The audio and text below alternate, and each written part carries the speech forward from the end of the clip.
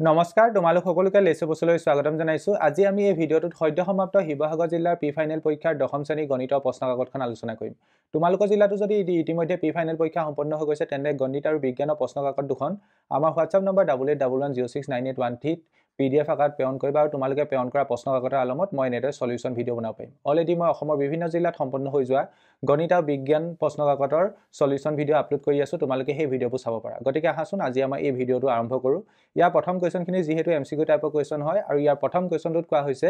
যদি AB = 36 হয় তেন্তে তলৰ কোনটো শুদ্ধ হ'ব এতিয়া ইয়াত আমি এই কোৱেশ্চনটো অপচনৰ মতে ভাবিব লাগিব অপচনৰ মতে আমি ভাবি চাম কোড AB = 36 পাওঁ আৰু হেতু আমাৰ কাৰেক্ট আনসাৰ হ'ব এতিয়া যদি মই অপচন A টো চাওঁ অপচন A কি দিয়া আছে 9:A = 4:B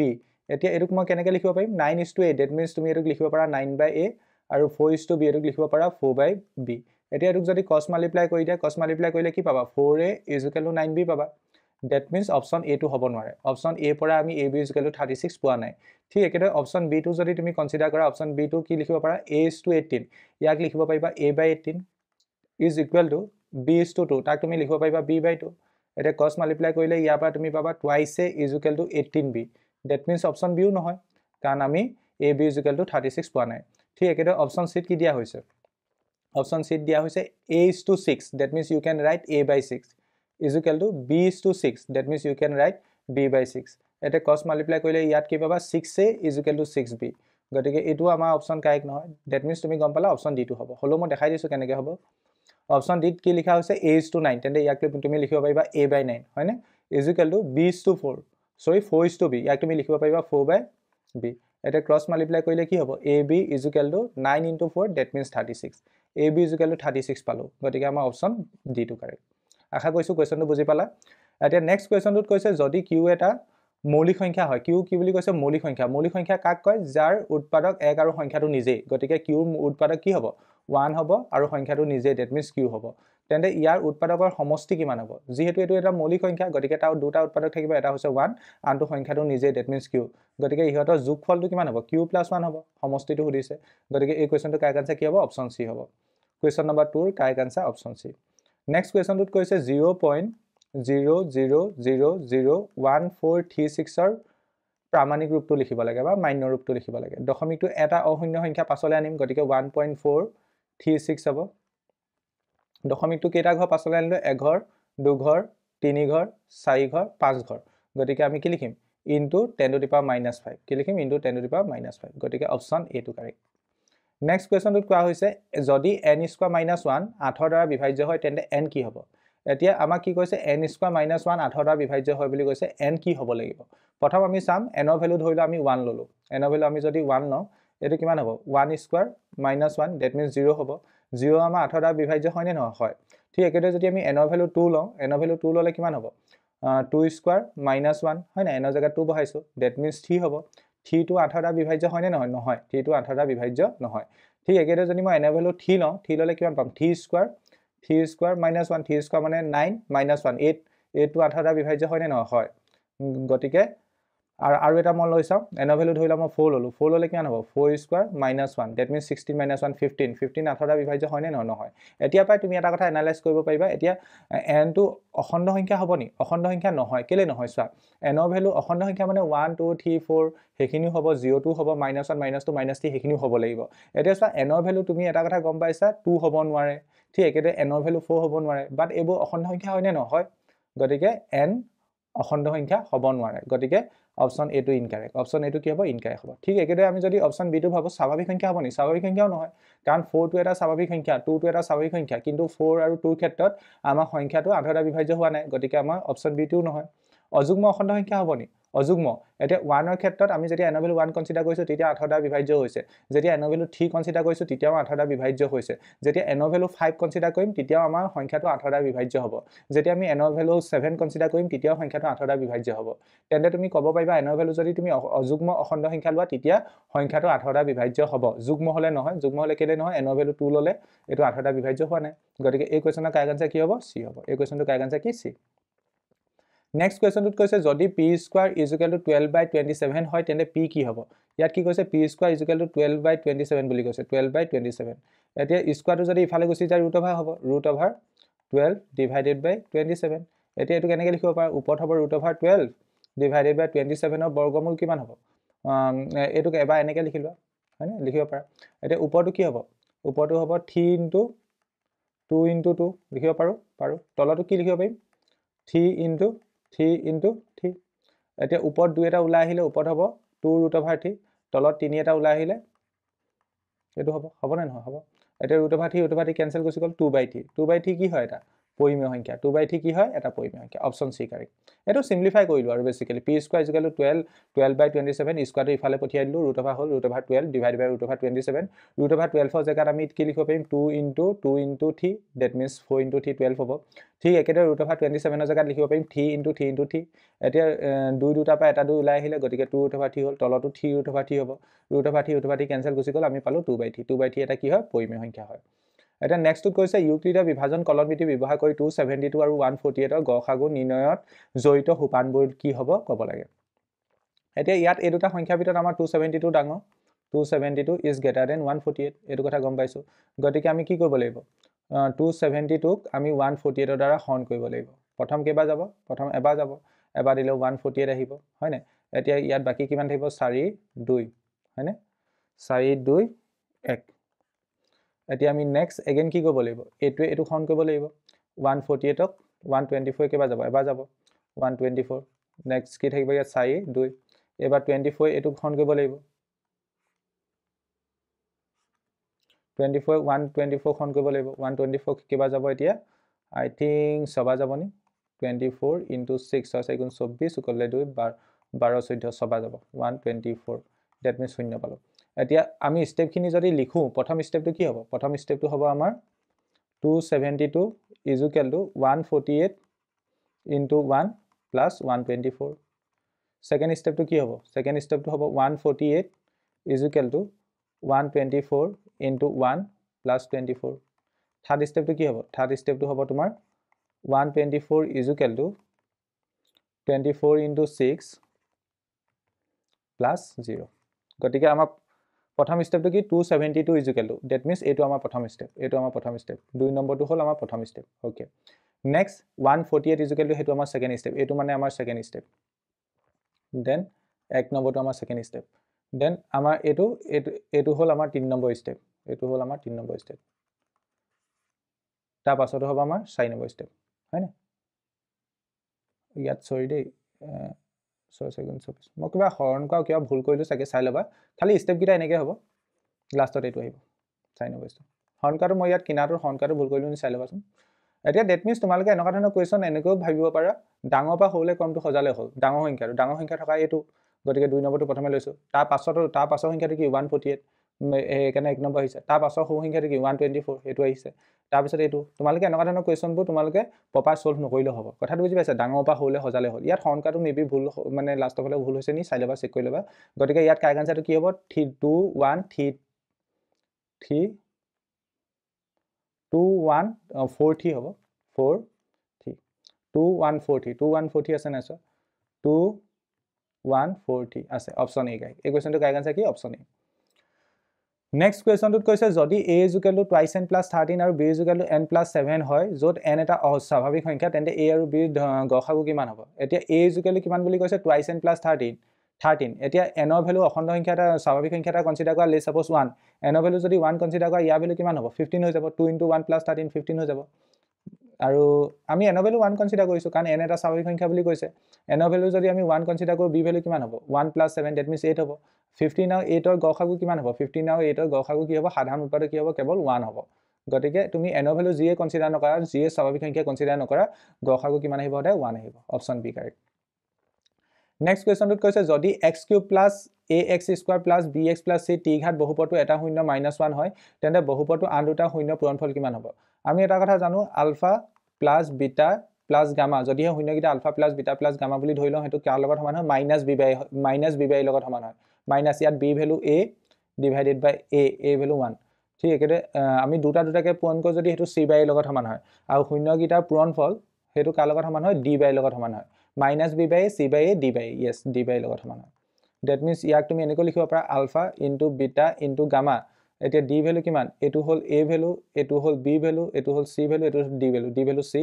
বা a ভ্যালু 1 এতিয়া এটা শূন্য 1 -1 বুলি কৈছে এটা শূন্য -1 ধৰিলা আলফা ভ্যালু -1 কনসিডাৰ কৰা -1 into beta into gamma is equal to c that means beta into gamma কিমান হ'ব -c হ'ব গতিকে আন দুটা শূন্য পূৰণফল কিমান হ'ব -c হ'ব আন দুটা শূন্য পূৰণফল কিমান হ'ব -c হ'ব ঠিক আছে এতিয়া এই -c টো অপচনত দিয়া নাই গতিকে a আৰু b টাৰ্মছত দিয়া হৈছে গতিকে আমি এটা কাম কৰিব পাৰো এই বহুপদটোৰ এটা শূন্য -1 বুলি কৈছে ন গতিকে x ৰ জাগাত -1 বহাই দিব পাৰা x ৰ জাগাত -1 বহাই দিলো -1 cube plus a into -1 square plus b into -1 plus c is equal two 0 গতিকে এটো হ'ব -1 এটো plus a minus b plus c is equal two 0 গতিকে ইয়াৰ পৰা c ভ্যালু ওলাই যাব c ভ্যালু হ'ব তোমাৰ কিমান হ'ব b minus a plus 1 b minus a plus 1 that means এতিয়া minus c value কিমান হ'ব minus c value হ'ব a minus b minus 1 a minus b minus 1 a minus b minus 1 option c কাৰে ঠিক আছে বুজি পালানে মানে বেসিক্যালি c value যদি এটো হয় minus c value কিমান হ'ব a আগত পজিটিভ চিন আহিব b আগত নেগেটিভ চিন আহিব আৰু 1 আগত নেগেটিভ চিন আহিব গতিকে অপচন c কাৰে নেক্সট কোৱেশ্চন টু লাগবহ Next question to কৈছে 9 নম্বৰ question যদি x square plus 28x plus k দ্বিঘাত বহুপদটো এটা শূন্য 2 তেন্তে k মান কিমান হ'ব x ৰ জাগাত 2 বহাই দিয়া x ৰ জাগাত 2 বহাই দিলে হ'ল গতিকে 2 স্কয়াৰ plus 3 into x ৰ জাগাত 2 plus k is equal to কিমান হ'ব 0 লগত সমান হ'ব গতিকে এটো হৈ গল 4 plus 6 plus k is equal to 0 that means এটো হ'ব 10 plus k is equal to 0 that means the value of k is -10 option b Next question to কৈছে শূন্য বহুপদ ৰাখি মাত্ৰা 0 বুলি কৈছে এটো মিছা কথা শূন্য বহুপদৰ মাত্ৰা আমি ডিফাইন কৰিব পাৰো নোৱাৰো not define শূন্য বহুপদৰ মাত্ৰা কিমান হয় not define হয় গতিকে প্ৰথমটো মিছা কথা এটা অশূন্য ধ্ৰুৱক বহুপদ ৰাখি মাত্ৰা 1 বুলি কৈছে এটো মিছা কথা কাৰণ তুমি এটা ধ্ৰুৱক বহুপদ কনসিডাৰ কৰা ধৰিলোৱা 2 ইয়াৰ মাত্ৰা কিমান এটোক আমি কেনেকৈ লিখিব পাৰো 2 * x to the power 0 that means মাত্ৰা কিমান হ'ব 0 হ'ব not 1 নহয় 0 হ'ব গতিকে p2 মিছা ইয়াত q2 মিছা p আৰু q দুইটাই অশুদ্ধ গতিকে অপচন ডি কাৰেক্ট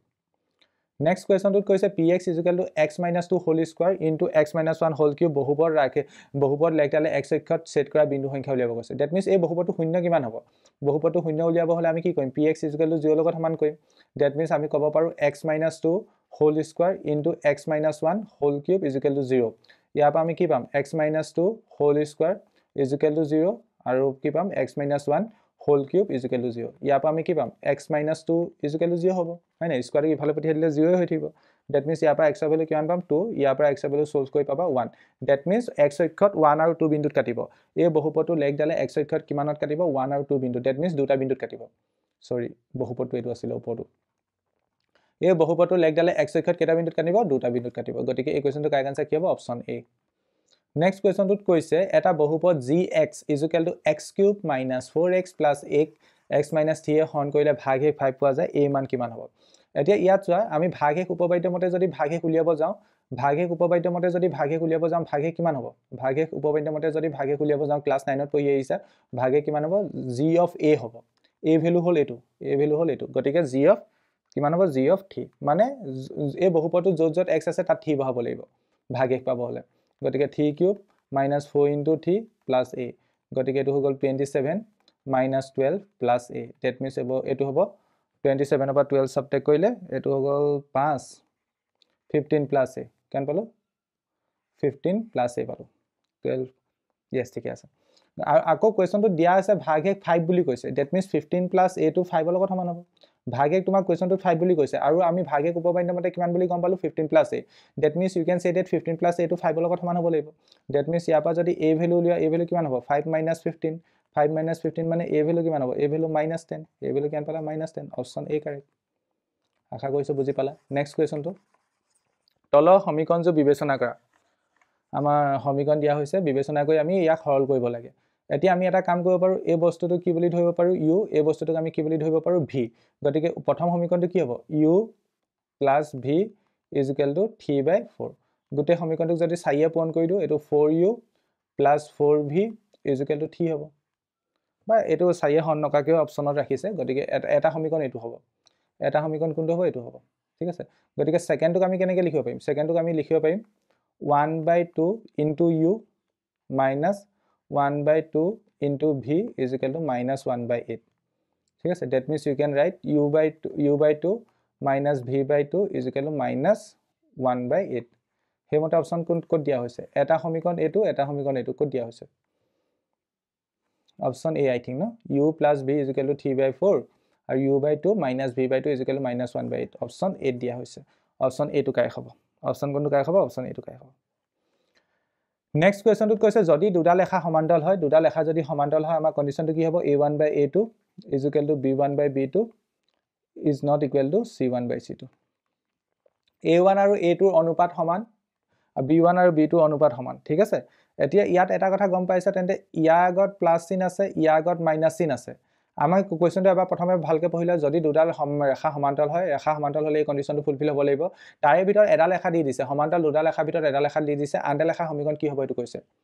দুডাল সমান্তৰাল লেখা আছে সমান্তৰাল লেখাৰ ভিতৰত এটা লেখাৰ সমীকৰণ দি দিছে আনটা লেখা কি হ'ব এটো দিছে ইয়াত এটা কথা বুজিবলৈ চেষ্টা কৰা ইয়াত চোৱা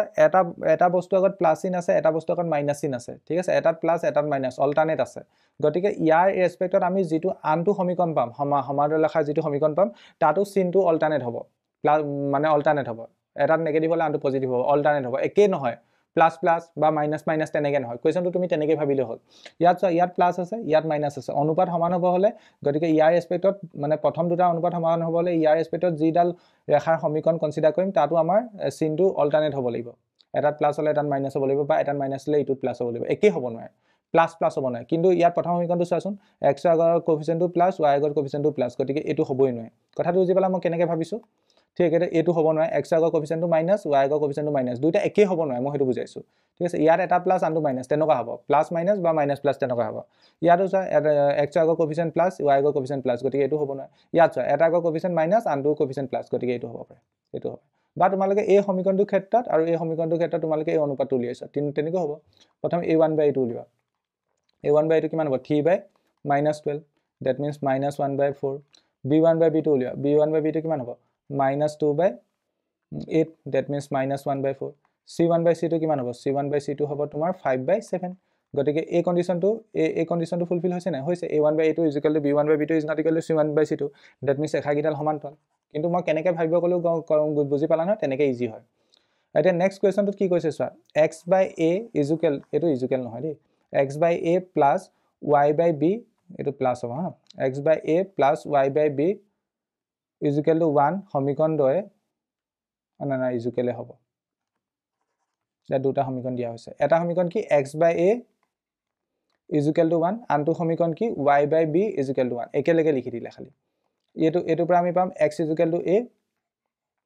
এটো পৰা পাম আমি y is equal to b এই ৰেখাগিটা লাকা এ ধৰিলে y অক্ষ এ ধৰিলে x অক্ষ x equal to a ৰেখা এডাল ধৰিলে x অক্ষত a বিন্দুত কাটিব that means এটো a, 0 হ'ব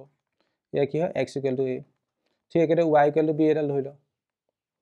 y অক্ষত b বিন্দুত কাটিব that means a বিন্দুটো 0, b হ'ব এডাল y is equal to b তেন্তে a বিন্দুটো কিমান হ'ব a, b হ'ব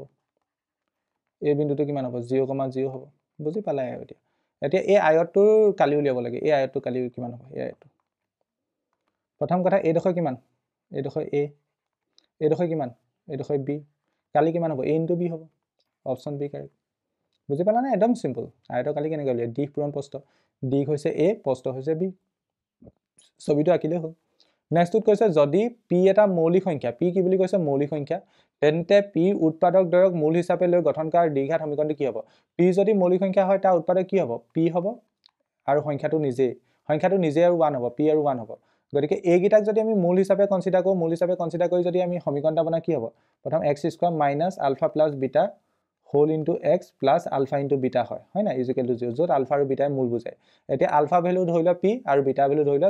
1 গতিকে সমীকৰণটো কি হ'ব x² - p + 1 whole into x plus p into 1 that means p is equal to 0 x² - p + 1 whole into x plus p okay option b correct option কোনটো correct option b correct next question টো কৈছে যদি 6x² - bx + 2 is equal to 0 দ্বিঘাত সমীকৰণটো তোৰ নিৰ্দেশক বা ভেদ নিৰূপক 1 হয় তেন্তে b মান কিমান হ'ব ভেদ নিৰূপক আমি কেনেকৈ উলিয়াম b² - 4ac হয়নে এতিয়া this equal to B value কিমান বি ভেলু হৈছে মাইনাছ বি গতিকে minus B whole square minus 4 into A value কিমান 6 ইনটু চি ভেলু কিমান চি ভেলু 2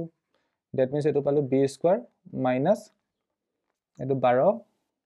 বাংকে বাং 2 24 3 40 4 বাং 48 এইটো ভেদ নিউপক এইটো আৰু ভেদ নিউপকটো ইয়াত কৈ দিছে 1 বুলি ডেট মিনছ এইখিনি কাৰ লগত সমান হ'ব 1 ৰ লগত সমান হ'ব গতিকে আমি ক'ব পাৰোঁ B square minus 48 is equal to 1 that means ইয়াৰ পৰা পাম B square is equal to 49 that means B value কিমান হ'ব বি ভেলু হ'ব plus minus 7 the value of B is plus minus 7 option C correct next কুৱেশ্যনটোত কৈছে 2, 7, 12, ... সমান্তৰ প্ৰকৃতিৰ 10তম পদটো কি হ'ব 10তম পদটোক আমি কেনেকৈ ডিফাইন কৰিম a10 ইজ ইকুৱেল টু কিমান হ'ব a প্লাছ 90 হয়নে a ভেলু কিমান a ভেলু হ'ল 2 গতিকে প্ৰথম 2 আহিব প্লাছ 9 ইনটু d ভেলু কিমান সাধাৰণ অন্ত কিমান 5 সাধাৰণ অন্ত 5 গতিকে এইটো কিমান হ'ব 2 প্লাছ 45 ডেট মিনছ এইটো হ'ব 47 এইটো কিমান হ'ব 47 অপশ্যন বি কাৰেক্ট নেক্সট কুৱেশ্যনটোত কৈছে এটা সমান্তৰ প্ৰকৃতিৰ p প্লাছ কিউতম পদ m আৰু p মাইনাছ কিউতম পদ n হ'লে p তম পদটো কিমান হ'ব এটা সমান্তৰ প্ৰকৃতিৰ p প্লাছ কিউতম পদটো m বুলি কৈছে গতিকে আমি যদি লিখো a plus p plus q minus 1 into d is equal two m কথাটো বুজি পাইছানে মানে বেসিক্যালি আমি কি লিখিছো a p প্লাছ q সেই পদটো কিমান বুলি কৈছে এইটো আৰু p minus q তম পদটো n বুলি কৈছে গতিকে আমি লিখিব পাৰো a plus p minus q minus 1 into d is equal to m ঠিক আছে তেনে p তম পদটো কিমান হ'ব সুধিছে ওকে এটা খলৈকে নিশ্চয় বুজি পাইছা এতিয়া যদি এইগিটা সলভ কৰিলে a কেনসেল যাবগৈ ওপৰত পাম আমি p plus q minus 1 into d minus p minus q minus 1 into d is equal to m minus n ঠিক আছে ইয়াৰ পৰা যদি মই সলভ কৰো তুমি যোগ কৰিলে হ'ব নি ভাবিছো ইয়া যোগ কৰিলে বেছি সহজে ওলাব তুমি এইগিটা এই ওপৰটোক আৰু তলটোক যোগ কৰি দিয়া ওপৰটো আৰু তলটোক তুমি যোগ কৰি দিয়া যোগ কৰিলে কিমান হ'ব টুৱাইস a প্লাস এটো টুৱাইস p এটো q q কেনসেল যাবগৈ 1 এটো -2 হৈ যাব দে -2 into d is equal to m minus n is equal to কিমান হ'ব m minus n এতিয়া গুটে সমীকৰণটোক আমি যদি 2 এ হৰণ কৰি দিও সো যোগ কৰিছে এটো প্লাস আহিব গুটে সমীকৰণটোক যদি আমি 2 এ হৰণ কৰি দিও a plus p minus 1 into d is equal to m plus n divided by 2 that means a টোৱে আমাৰ কি হয় p তম পদ হয় না ap is equal to half of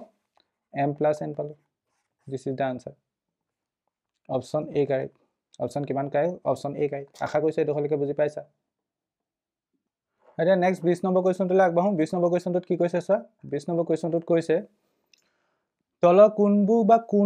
কোনটো উক্তি শুদ্ধ মানে ইয়াত এটা বা এটাতকৈ বেছি উক্তি শুদ্ধ হ'ব পাৰে দেই ইয়াত ভালকে চাবা প্ৰথমটোত কৈছে দুটা সমবাহু ত্ৰিভুজ সদায় সদিশ দুটা সমবাহু ত্ৰিভুজ যদি আমি কনসিডাৰ কৰো দেখিবলৈ সদায় হি একে হ'ব একে হোৱা মানে কি সদিশ গতিকে প্ৰথম উক্তিটো শুদ্ধ নেক্সট কৈছে দুটা সদিশ ত্ৰিভুজ সদায় সৰ্বসম হেতু সঁচা কথা নহয় ধৰিলা মই দুটা সদিশ ত্ৰিভুজ লৈছে এটা সৰু এটা ডাঙৰ এইগিটা সদিশ হয় বাট সৰ্বসম নহয় গতিকে দুই নম্বৰটো মিছা কথা নেক্সট কৈছে দুটা সৰ্বসম ত্ৰিভুজ সদায় সদিশ দুটা সৰ্বসম ত্ৰিভুজ মানে সাইজ দুটা ত্ৰিভুজৰ মানে বাহু আকাৰবোৰ একে মানে সাইজটো একে তেন্তে ত্ৰিভুজগিটা দেখিবলৈ অবিয়াসলি একে হ'ব এটো 3 নম্বৰটো শুদ্ধ দুটা সদিশ ত্ৰিভুজৰ বাহুবোৰ সমান এটো মিছা কথা ধৰিলা মই এটা সৰু ত্ৰিভুজ লৈছো এটা ডাঙৰ ত্ৰিভুজ লৈছো দেখিবলৈ ত্ৰিভুজগিটা একে বা ত্ৰিভুজগিটা সমান হ'ব জানো বাহু নহয় বাহু অনুপাত সমান কিন্তু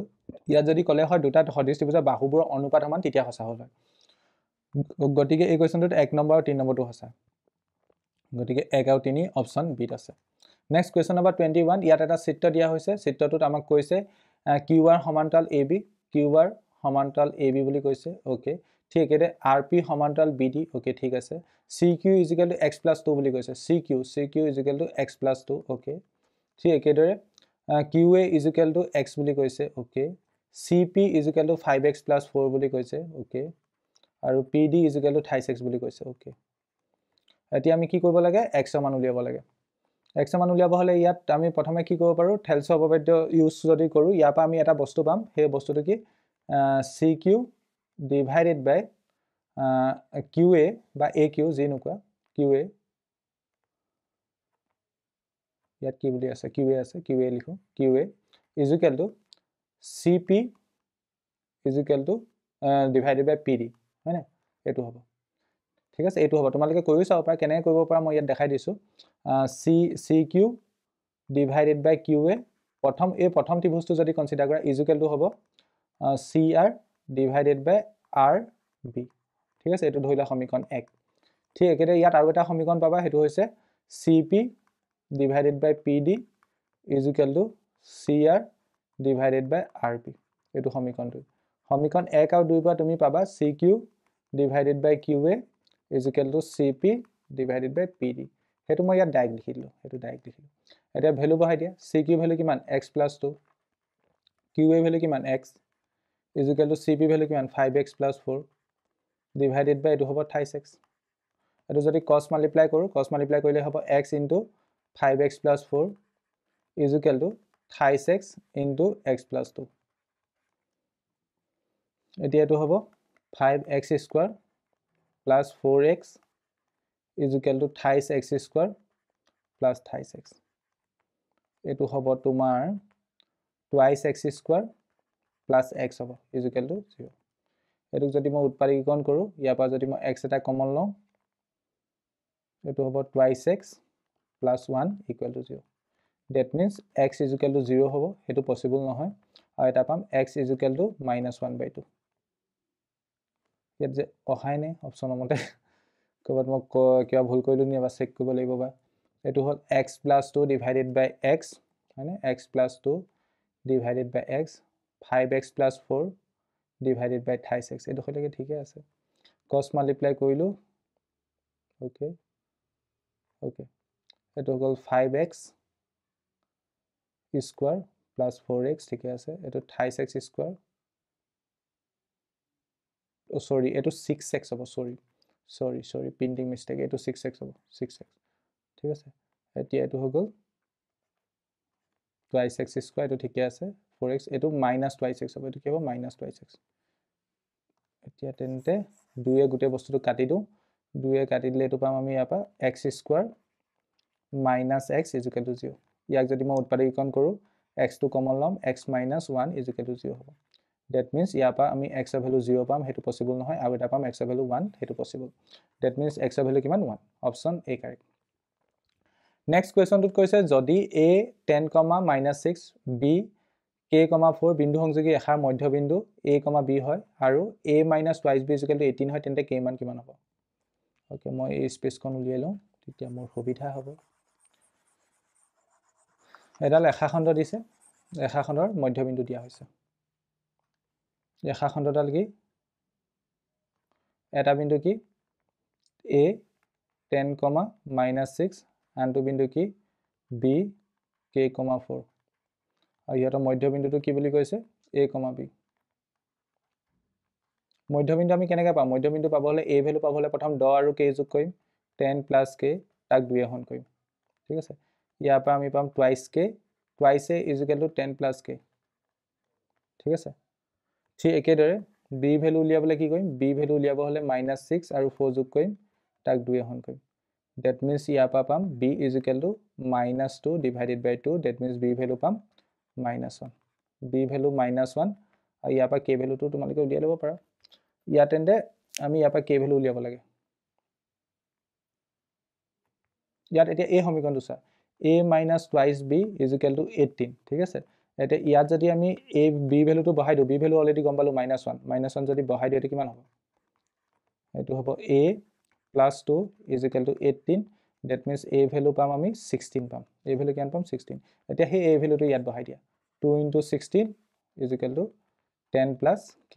that means এটো হ'ব 32 - 10 is equal to k calculation কৰিছো বেলেগ একো নাই k is equal to 22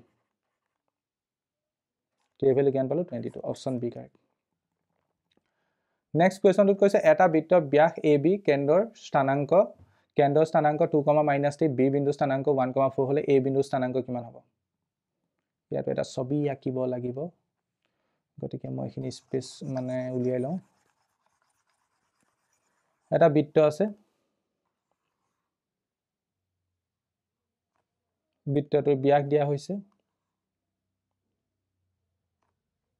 বৃত্তটোৰ কেন্দ্ৰ দিয়া হৈছে কেন্দ্ৰৰ স্থানাংক কিমান বুলি কৈছে 2, -3 কেন্দ্ৰ মধ্যবিন্দু হয় ব্যাসৰ কি হয় মধ্যবিন্দু হয় এটো কেন্দ্ৰ লে সাপোজ আৰু বৃত্তটোৰ ব্যাস AB বুলি কৈছে আৰু B বিন্দু স্থানাংক দিয়া হৈছে 1, 4 এটো B বিন্দু স্থানাংক দিয়া হৈছে 1, 4 আমি A বিন্দু স্থানাংক উলিয়াব লাগে A বিন্দু স্থানাংকটো লে সাপোজ মই ধৰি লৈছো x, y A বিন্দু স্থানাংক কি বুলি হৈছে x, y যিহেতু O2 মানে 2, -3 টো আমাৰ AB ৰ মধ্যবিন্দু হ'ব কাৰণ কেন্দ্ৰ হয় ন কেন্দ্ৰ হলে মধ্যবিন্দু হ'ব গতিকে আমি কি লিখিব পাৰিম 2 = 2 কেনেকৈ এক্সপ্ৰেছ কৰিব পাৰিম x + 1 / 2 ঠিক আছে এই 2 ভ্যালুটো আমি উলিয়াব হলে কি কৰিব লাগিব প্ৰথম x আৰু 1 যোগ কৰিব লাগিব তাক 2 এখন কৰিব লাগিব গতিকে ইয়াক যদি মই সলভ কৰো এটো হ'ব x + 1 = 4 that means x = 3 x এর ভ্যালু কিমান পালো 3 পালো ঠিক একেদৰে -3 ভ্যালু উলিয়াব হলে y কোঅৰ্ডিনেট গিটা যোগ কৰিম a2 আৰু a2 যোগ কৰিম তাক 2 এখন কৰিম that means y + 4 / 2 that means এটো হ'ব y + 4 = -6 that means এটো হ'ব y = -10 ঠিক আছে x এর ভ্যালু 3 y এর ভ্যালু -10 গতিকে বিন্দুটো কি হ'ব 3, -10 3, -10 আছে নে নাই আছে অপচন সি কারেক্ট নেক্সট কোৱেশ্চনটোত কৈছে তিনিটা বিন্দু এডাল উলম্ব ৰেখাত আছে তিনিটা বিন্দু কি আছে বুলি কৈছে এডাল উলম্ব ৰেখাত আছে উলম্ব ৰেখাত থাকিলে গোটেইকিটা বিন্দুৰ y কোঅৰ্ডিনেটটো সেম হ'ব উলম্ব ৰেখাডাল তিনিটা বিন্দু আছে গতিকে তাৰ y কোঅৰ্ডিনেটটো কি হ'ব লাগিব মাছ বি সেম হ'ব লাগিব অপচনত চোৱা কোনকিটা বিন্দুৰ y কোঅৰ্ডিনেট সেম y কোঅৰ্ডিনেটটো সেম ঠিক আছে এটো নহয় কাৰণ ইয়াত y কোঅৰ্ডিনেট 4 আছে ইয়াত y কোঅৰ্ডিনেট 0 আছে গতিকে অপচন এ হ'ব নোৱাৰে ঠিক আছে অপচন বি চাচোন ইয়াত ঠিক আছে ইয়াত ঠিক আছে ইয়াত ঠিক আছে that means y coordinate same গতিকে অপচন বি হ'ব অপচন সি ও হ'ব নোৱাৰে অপচন ডি ও হ'ব নোৱাৰে y কোঅৰ্ডিনেটটো সেম হ'ব কাৰণ বিন্দুকিটা উলম্ব ৰেখাত আছে উলম্ব ৰেখাত থাকিলে আমাৰ y কোঅৰ্ডিনেটটো সেম হ'ব আৰু যদি অনুভূমিক ৰেখাত থাকে বুলি কয় তেতিয়া আমাৰ x কোঅৰ্ডিনেটটো সেম হ'ব লাগিব নেক্সট 25 নম্বৰ কোৱেশ্চনত কি কোৱা হৈছে যদি ট্ৰায়াঙ্গল ABC A আৰু B বিন্দুৰ স্থানাংক 3 আৰু 3,2 আৰু 1,4 হয় আৰু AC মধ্যবিন্দু 2,5 হলে BC মধ্যবিন্দু কিমান হ'ব ওকে ইয়াত কি কৈছে এটা ট্ৰায়াঙ্গলৰ কথা কৈছে ছবিটা আঁকি ললে বেছি ফিল কৰিব পৰা যাব A বিন্দু স্থানাংক দিয়া হৈছে A আৰু B বিন্দু স্থানাংক দিয়া হৈছে 3,2 আৰু B বিন্দু স্থানাংক কিমান বুলি কৈছে 1,4 বুলি কৈছে C বিন্দু স্থানাংক দিয়া নাই বাট AC মধ্যবিন্দু দিয়া হৈছে 2,5 AC মধ্যবিন্দু কি বুলি কৈছে 2,5 তেন্তে BC মধ্যবিন্দু কি হ'ব এই BC মধ্যবিন্দু কি হ'ব এটো দিছে এটো মানে C বিন্দুটোক মই ধৰিলে x, y বুলি ধৰিছো C বিন্দুটো কি বুলি ধৰিছো x, y বুলি ধৰিছো ঠিক আছে তেন্তে এই ৰেখাডালক কনসিডাৰ যদি কৰো AC ৰেখাৰ মধ্যবিন্দু কি হ'ল তেন্তে এটো হ'ল 2,5 হ'ল গতিকে আমি 2 কেনেকৈ এক্সপ্ৰেছ কৰিব পাৰিম a2 আৰু a2 যোগ কৰা তাক 2 এখন কৰা গতিকে ইউ ক্যান ৰাইট 2 = কি লিখিব পাৰিম 3 + x / 2 অকমান কনসেপচুৱেল কোৱেশ্চন হয় এটো হ'ব 3 + x = 4 that means ইয়াৰ পৰা x এৰ ভ্যালু পাম 1 পাম x এৰ ভ্যালু কিমান পাম 1 পাম ঠিক একেদৰে y ভ্যালু উলিয়াব হলে that means 5 এৰ ভ্যালু পাব হলে y কোঅৰ্ডিনেট যোগ কৰিব লাগিব 2 আৰু y যোগ কৰিব লাগিব তাক 2 এখন কৰিব লাগিব that means 5 = 2 + y / কি হ'ব 2 হ'ব that means এটো হ'ব 2 + y = 10 that means y value পাম ইয়াৰ পৰা 8 y ভ্যালু কিমান 8 গতিকে a বিন্দুটো কিমান হ'ব c বিন্দুটো কিমান হ'ব 1,8 হ'ব c বিন্দুটো তুমি 1,8 গম পাই গলা এতিয়া তাৰ মধ্যবিন্দু উলিয়াব নোৱাৰিবা নেকি এই মধ্যবিন্দুটো পাইবা না পাইবা এই মধ্যবিন্দুটো উলিয়াব হলে প্ৰথম কি কৰিব লাগিব x কোঅৰ্ডিনেট যোগ কৰিব লাগিব x কোঅৰ্ডিনেট 1 আৰু 1 যোগ কৰিম তাক 2 এখন কৰিম দেন y কোঅৰ্ডিনেট যোগ কৰিম 4 + 8 তাক 2 এখন কৰিম গতিকে প্ৰথমটো হ'ব 2/2 নেক্সটটো হ'ব 12/2 that means এটো হ'ব 1,6 অপচনত আছে অপচন বি কারেক্ট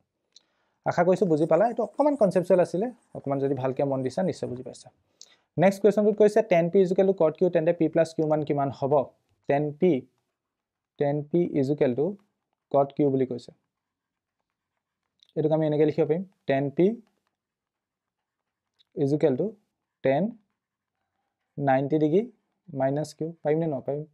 tan নোহোৱা হৈ গল p = 90 degree minus q that means এটো হ'ব p plus q = 90 ডিগ্ৰী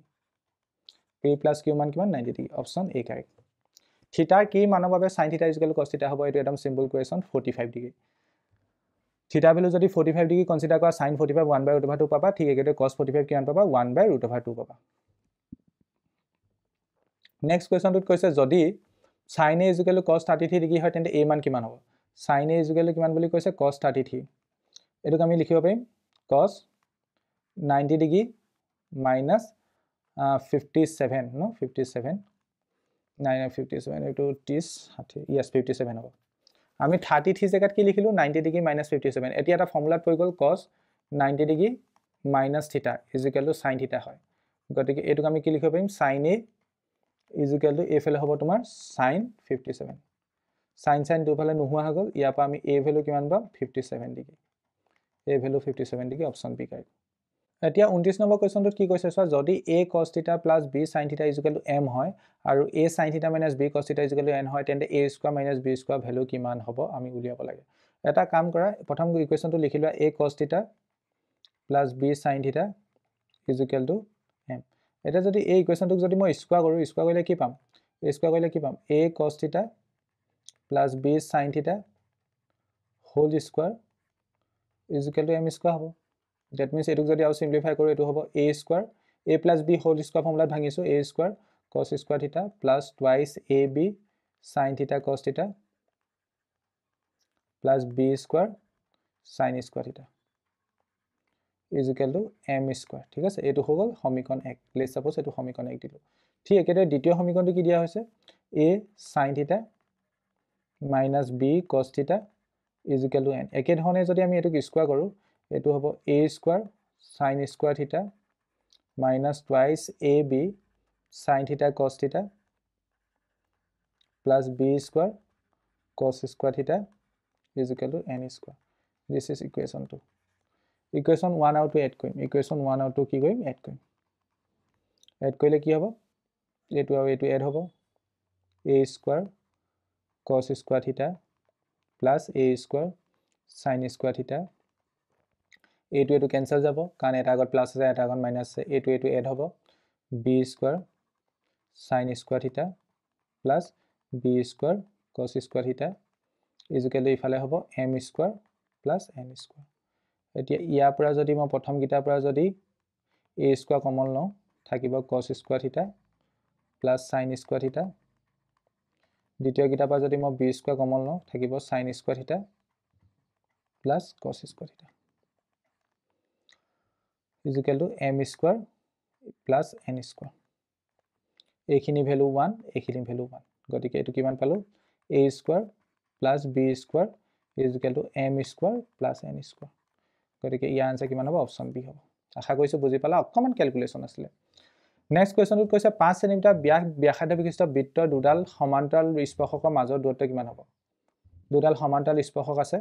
সমান্তৰাল স্পৰ্শক গিডালৰ মাজৰ দূৰত্ব কিমান হয় ব্যাসৰ সমান হয় তলডাল মোহ স্পৰ্শক নহল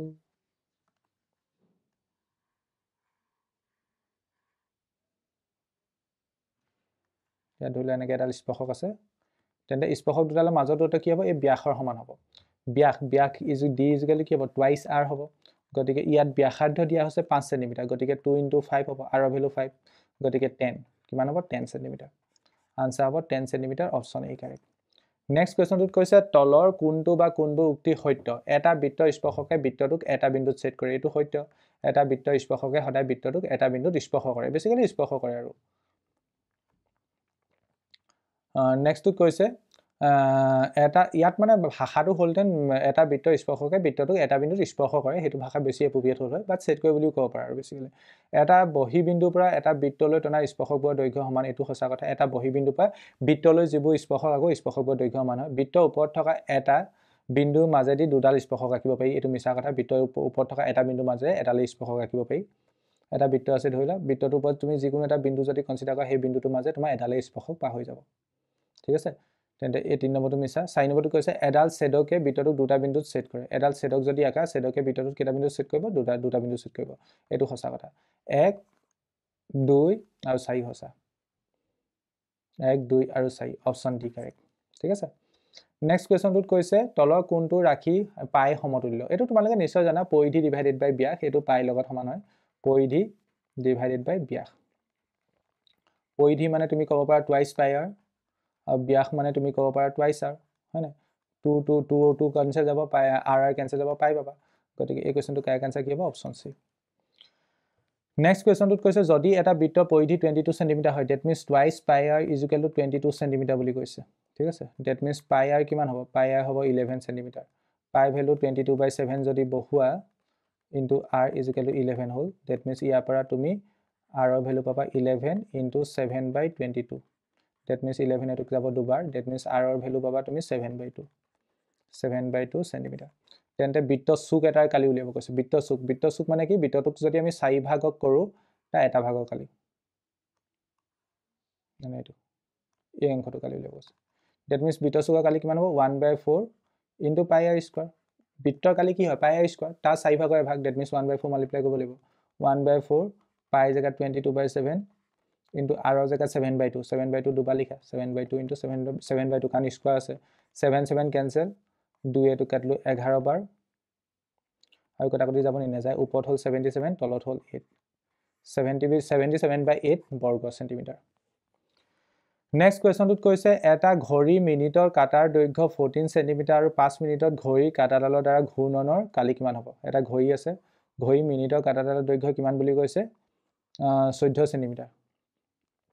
5 মিনিটত কিমান মানে কালি কৰিছে হেতু উঠিছে 5 মিনিটত ইমানটো অংশত কিমান কালি প্ৰথম এটা কথা গম পালা ইয়াত r কিমান হ'ব 14 সেন্টিমিটাৰ হ'ব 14 সেন্টিমিটাৰ হ'ল এতিয়া ইয়াত থিতাটো কেনে কনসিডাৰ কৰিম থিতা ইমানটো যদি হলতেন 15 মিনিট কৰা হতেন থিতাটো 90 ডিগ্ৰী হল হয় 15 মিনিট কৰা হতেন থিতাটো 90 ডিগ্ৰী হল হয় হেতু বুজি পাইছা এতিয়া 5 মিনিট কৰিছে তেন্তে 90 3 এ হন কৰিব লাগিব 90 3 এ হন কৰিলে 30 ডিগ্ৰী পাম থিতা ভ্যালু কিমান হ'ব 30 ডিগ্ৰী এতিয়া কালি উলিয়াব পাৰিবা কালি কি হ'ব theta by 360 into pi r square গতিকে এটো কিমান হ'ব থিতা জায়গা 30 ডিগ্ৰী লিখা ডিভাইডেড বাই 360 ডিগ্ৰী into pi মানে 22/7 into r মানে কিমান 14 into 14 গতিকে এটো গল দুবাৰ 0 কাট গল বাংকে বাং 24 3 বাং 36 গতিকে প্ৰথমটো পালো 1/12 into 22 into 2 into 14 এটো কাটিলো 6 বাৰ 2 এ কাটিলো 3 বাৰ 2 এ কাটিলো 11 বাৰ গতিকে ওপৰত থাকিলে 11 into 14 ডিভাইডেড বাই তলত থাকিলে 3 গতিকে 11 আৰু 14 পূৰণ কৰিলে কিমান হ'ব 4 1 4 1 154 divided by 3 option D correct B correct next question টোত কৈছে এটা ঘনকৰ মুঠ পৃষ্ঠকালি যদি 216 বৰ্গ সেন্টিমিটাৰ হয় ঘনকটো আয়তন কিমান হ'ব মুঠ পৃষ্ঠকালি ঘনকৰ মুঠ পৃষ্ঠকালি উলিওৱা ফৰ্মুলা হৈছে 6a স্কয়াৰ হয় না বা 6l স্কয়াৰ ইকুৱেল কিমান বুলি কৈছে 216 বুলি কৈছে গতিকে l স্কয়াৰ ইকুৱেল কিমান হ'ব 216 ক 6 এ হৰণ কৰা 216 ক যদি আমি 6 এ হৰণ কৰো 6 3 গুণ 18 এটো হৈ গল 6 গুণ 36 এটো হ'ব 36 হ'ব ঠিক আছে দ্যাট মিন্স ইয়াৰ পৰা l ৰ ভ্যালু পাম আমি 6 ঘনকটো বাহু দৈৰ্ঘ্য 6 গতিকে আয়তন কিমান হ'ব l কিউব মানে 6 কিউব মানে কিমান 6 into 6 into 6 36 ৰ লগত যদি again 6 মাল্টিপ্লাই কৰো 6 গুণ 36 গলে 3 6 গুণ 18 21 216 হ'ব 216 সেন্টিমিটাৰ কিউব গতিকে অপচন সি কাৰেক্ট নেক্সট কোৱেশ্চনটোত কৈছে এটা বৃত্তাকাৰ বেলন আছে আৰু শংকু আৰু অৰ্ধগোলকৰ ভূমি ব্যাসাৰ্ধ একে r ৰ ভ্যালু একে যদি বৃত্তাকাৰ বেলন আৰু শংকুৰ উচ্চতা ব্যাসাৰ্ধ হৈতে একে হয় তেন্তে হিয়ৰ আয়তনৰ অনুপাত কিমান হ'ব ইয়াত বেলনৰ আয়তন কিমান হয় pi r স্কয়াৰ s শংকুৰ আয়তন কিমান হয় 1/3 pi r স্কয়াৰ s আৰু অৰ্ধগোলকৰ যদি এটা বৃত্তাকাৰ বেলন আৰু শংকুৰ উচ্চতা একে হয় তেন্তে হিয়ৰ আয়তন অৰ্ধগোলকৰ কথা কৈছে অৰ্ধগোলকৰ আয়তন কিমান হ'ব 2/3 pi r কিউব ইয়াত সবতে মই r কনসিডাৰ কৰিছো ব্যাসাৰ্ধ কাৰণ সমান বুলি কৈছে সবই আৰু উচ্চতাও সমান বুলি কৈছে ঠিক আছে গতিকে ইয়াত সবতে এটা বস্তু ক্যান্সেল গৈ আছে পাই টো সবতে ক্যান্সেল গৈ আছে সবতে s টো ক্যান্সেল গৈ আছে ঠিক আছে যদি এটা বৃত্তাকাৰ বেলন এটা শংকু আৰু এটা অৰ্ধগোলকৰ ভূমি ব্যাসাৰ্ধ একে বুলি কৈছে ওকে নেক্সট যদি বৃত্তাকাৰ বেলন আৰু শংকুৰ উচ্চতা ব্যাসাৰ্ধ হৈতে একে হয় ওকে সৰি এইগিটা তুমি s টো মানে r ৰ লগত সমান বুলি কৈছে s টো r ৰ লগত সমান বুলি ক'লে এটো কি হ'ব পাই বাৰ ক্যান্সেল যাব ইয়াত মই আকৌবাৰ লিখি দেখাইছো ভালকে বুজিবা ইয়াত কোৱেশ্চনটো বেলনৰ আয়তন হয় পাই r স্কয়াৰ s এটো কথা সকলে বুজি পাইছা শংকুৰ আয়তন হয় 1/3 pi r স্কয়াৰ s আৰু অৰ্ধগোলকৰ আয়তন হয় 2/3 pi r কিউব ইয়াত কি কৈছে শংকু আৰু বেলনৰ উচ্চতা গিটা ব্যাসাৰ্ধৰ লগত সমান মানে s ৰ জায়গাত r লিখিব পাৰিবা s ৰ জায়গাত r লিখিলে এটো ওপৰটো হ'ব pi r square into r that means r cube হ'ব ঠিক এতে ইটো হ'ব 1/3 pi r square into r r cube হ'ব ঠিক এতে 2/3 পাই r কিউব পাই r কিউব সবতে আছে পাই r কিউব কেনসেল গতিকে প্ৰথমটো থাকিলে 1:2 নেক্সটটো থাকিলে 1/3 নেক্সটটো থাকিলে 2/3 হেতু তেনেকে দিয়া আছে নি নাই গুটেটোত আমি যদি 3 এ পূৰণ কৰি দিও 3 এ পূৰণ কৰিলে এটো হ'ব 3:1:2 গুটেটোক 3 এ পূৰণ কৰিলে 3:1:2 পাম 3:1:2 অপচন এ কাৰেক্ট অপচন কোনটো কাৰেক্ট অপচন এ নেক্সট কোৱেশ্চনটোত কৈছে এটা বাৰংবাৰতাৰ বিভাজনৰ মাধ্য 8 বহুলক 5 হলে মধ্যমা কিমান হ'ব এই কোৱেশ্চনটো পানী কোৱেশ্চন এটো কোৱেশ্চন মই কোৱাৰ দৰকাৰ নাই আমি এটা ৰিলেশন জানো 3 মধ্যমা ইকুৱেল টু বহুলক প্লাস 2 মাধ্য 3 মধ্যমা নাজানো মধ্যমাটো মধ্যমা ভাগে থাকক ইকুৱেল টু বহুলক কিমান বুলি কৈছে 5 প্লাস 2 মাধ্য 2 ইনটু মাধ্য কিমান বুলি কৈছে 8 গতিকে এটো হ'ব 3 মধ্যমা ইকুৱেল টু 5 plus 16 8 দুগুণ 16 গতিকে এটো হ'ব মধ্যমা ইকুৱেল টু 21/3 that means 7 কিমান 7 অপচন ডি কাৰেক্ট নেক্সট কোৱেশ্চনটোত কৈছে মাধ্য নিৰ্ণয়ৰ বাবে ব্যৱহাৰ কৰা সূত্ৰ মতে আমি মাধ্য নিৰ্ণয়ৰ কাৰণে এই সূত্ৰটো ব্যৱহাৰ কৰো ইয়াত ইউআই কি বুজায় আমাৰ ইউআই বুজায় আমাৰ xi - a divided by s যেহেতু তোমালোকে পৰিসংখ্যাত পঢ়িছা গতিকে অপচন সি কাৰেক্ট হ'ব নেক্সট কোৱেশ্চনটোত কৈছে প্ৰথম 100টা স্বাভাৱিক সংখ্যাৰ পৰা এটা সংখ্যা লোৱা হল সংখ্যাটো 8 এ বিভাজ্য হোৱাৰ সম্ভাৱিতা কিমান হ'ব প্ৰথম 100টা স্বাভাৱিক সংখ্যাৰ পিছত 8 এ বিভাজ্য হোৱা সংখ্যা কেইটা আছে 8 এ বিভাজ্য হোৱা প্ৰথম স্বাভাৱিক সংখ্যাটো হ'ল 8 then 16 then কি হ'ব 8 8 দুগুণ 16 8 দুগুণ 24 8 4 32 8 5 40 48 হয় না 8 7 56 8 গুণ 8 16 8 24 8 4 32 8 5 40 8 4 40 8 56 64 then কি হ'ব 72 then 80 then 88 then কিমান হ'ব 88 এর পিছত তোমাৰ লাস্ট হ'ব 94 88 এৰ পিছত হ'ব 96 কেটা পালা এটা দুটা তিনটা চাৰিটা পাঁচটা ছটা সাতটা আঠটা নটা 10টা 11টা 12টা টোটাল 12টা পাইছা প্ৰথম 100টা 100 হৰণ কৰিছো টোটাল তলত 100 আহিব 2 এ কাটলো 6 2 এ কাটলো 50 2 এ কাটলো 3 3 2 এ কাটলো 25 গতিকে কিমান হ'ব 3/25 এই কোৱেশ্চনটো কাৰেক্ট আনসাৰ কি হ'ব 3/25 অপচন এ কাৰেক্ট নেক্সট কোৱেশ্চনটোত কৈছে ঊৰ্ধ্বক্ৰমত সজোৱা তথ্যৰাজিখিনি দিয়া হৈছে মধ্যমা 35 বুলি কৈছে x সমান কিমান হ'ব ঊৰ্ধ্বক্ৰমত সজাই দিছে ইয়াত n ৰ ভ্যালু কিমান 1 2 3 4 5 n ৰ ভ্যালু 5 n ৰ ভ্যালু 5 মানে অযুগ্ম গতিকে মধ্যমা কেনেকৈ লিখিম মধ্যমা হ'ব তোমাৰ n plus 1/2 টৰ্ম অবজাৰভেশন এতিয়া মধ্যমা কিমান হ'ব n মানে কিমান 5 5 plus 1 6 6/2 6/2 মানে 3 টৰ্ম অবজাৰভেশন 3 টৰ্ম পৰ্যবেক্ষণ 3 টৰ্ম পৰ্যবেক্ষণ কি 1 2 3 3 টৰ্ম পৰ্যবেক্ষণ কি x + 30 গতিকে মধ্যমা আমি কিমান বুলি গম পালো x + 30 আকৌ কোৱেশ্চনত মধ্যমা কিমান বুলি কৈছে 35 বুলি কৈছে গতিকে x + 30 35 ৰ লগত সমান হ'ব that means x = কিমান হ'ব x = 5 হ'ব x = কিমান 5 আশা কৰিছো বুজি পালা নেক্সট p টুত কৈছে নেক্সট কোৱেশ্চনটোত উক্তি কেইটামান দিয়া হৈছে p টুত কৈছে নিশ্চিত ঘটনা এটাৰ সম্ভাৱিতা 1 হয় এটো সঁচা কথা এটা ঘটনা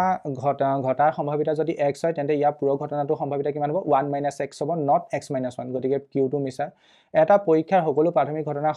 সম্ভাৱিতা সমষ্টি 1 এটো সঁচা গতিকে p আৰু r টু সঁচা p আৰু r টু সঁচা কোড দিয়া আছে p আৰু r শুদ্ধ q অশুদ্ধ অপচন সি কাৰেক্ট অপচন কোনটো কাৰেক্ট অপচন সি কাৰেক্ট আশা কৰিছো এডখলৈকে বুজি পাইছা এতিয়া নেক্সট কোৱেশ্চনলৈ আগবাঢ়িব লাগিব নেক্সট কোৱেশ্চনলৈ আগবাঢ়ো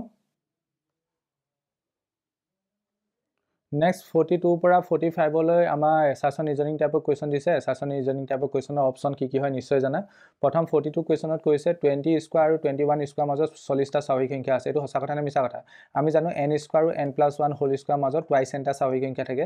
গতিকে 2 * n ৰ ভ্যালু 20 গতিকে 40টা স্বাভাৱিক সংখ্যা আছে দ্যাট মিন্স এটো সঁচা কথা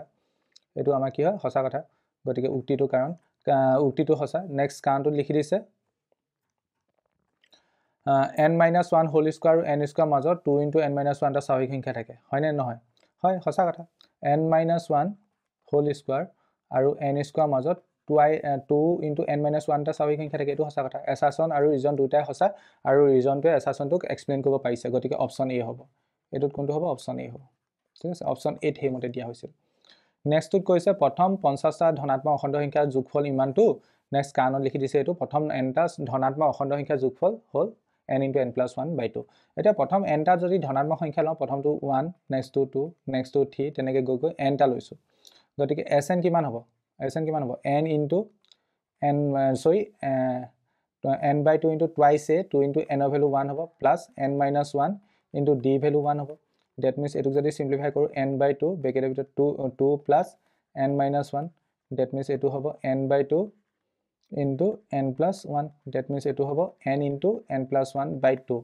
এটু হল প্ৰথম 50 n টা স্বাভাৱিক সংখ্যা যোগফল এটু that means কাৰণটো শুদ্ধ এতিয়া n ৰ জায়গাত যদি 50 কনসিডাৰ কৰো n ৰ জায়গাত আমি 50 যদি কনসিডাৰ কৰো কিমান পাম 50 into 50 plus 1 that means 51 divided by 2 that means 2 এ কাটি দিলো 25 বাৰ গতিকে 25 into 51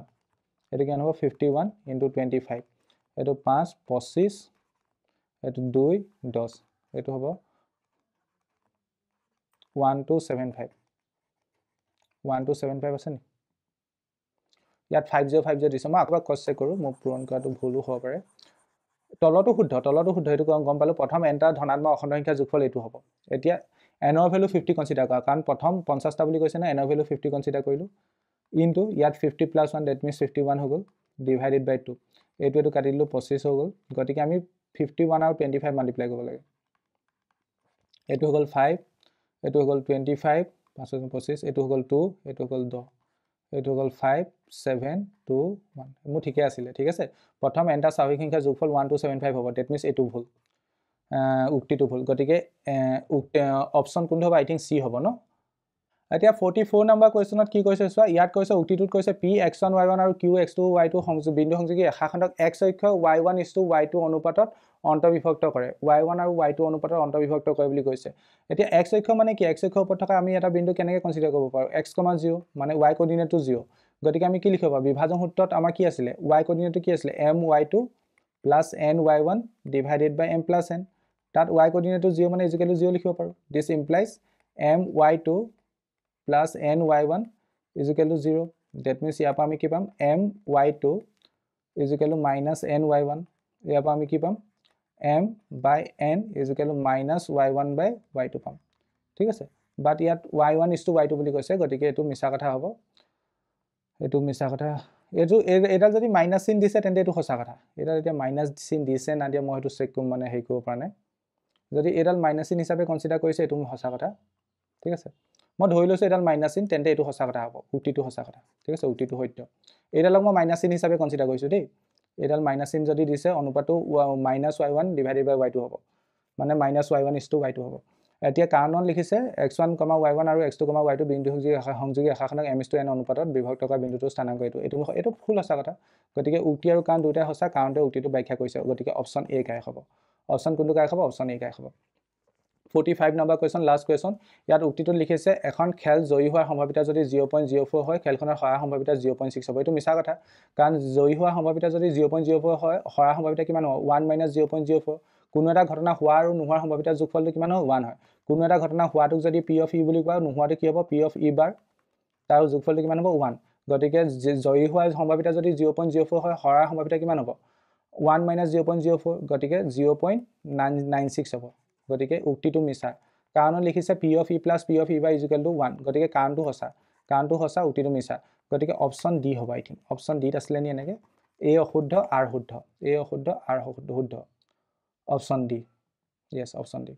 গতিকে লাষ্ট কোৱেশ্চনটো কাই আনসাৰ কি হ'ব অপচন ডি মই বাকি কোৱেশ্চনখিনি দেখাই দিছো তোমালোকে চাই ল'ব পাৰা হলো মই এই পেপাৰখনৰ pdf লিংক এই ভিডিওটো তলৰ ডেসক্ৰিপচনত দি দিম তাৰ পৰা তোমালোকে এই পেপাৰখন ডাউনলোড কৰি ল'ব পাৰিবা তোমালোকৰ জিলাটো যদি প্ৰি ফাইনেল পৰীক্ষা সম্পন্ন হৈ গৈছে তেন্তে গণিত আৰু বিজ্ঞানৰ প্ৰশ্ন কাকত দুখন আমাৰ WhatsApp নম্বৰ 8811069813 pdf আকাৰে প্ৰেৰণ কৰিবা তোমালোকে প্ৰেৰণ কৰা প্ৰশ্ন কাকতৰ আলমত মই নেটৰ সলিউশন ভিডিও বনাব পাৰিম আজি ভিডিওটো চোৱাৰ বাবে তোমালোক সকলোকে ধন্যবাদ জনাইছো এটা নতুন ভিডিও তোমালোকৰ লগত পুনৰ দেখা দেখি থ্যাংক ইউ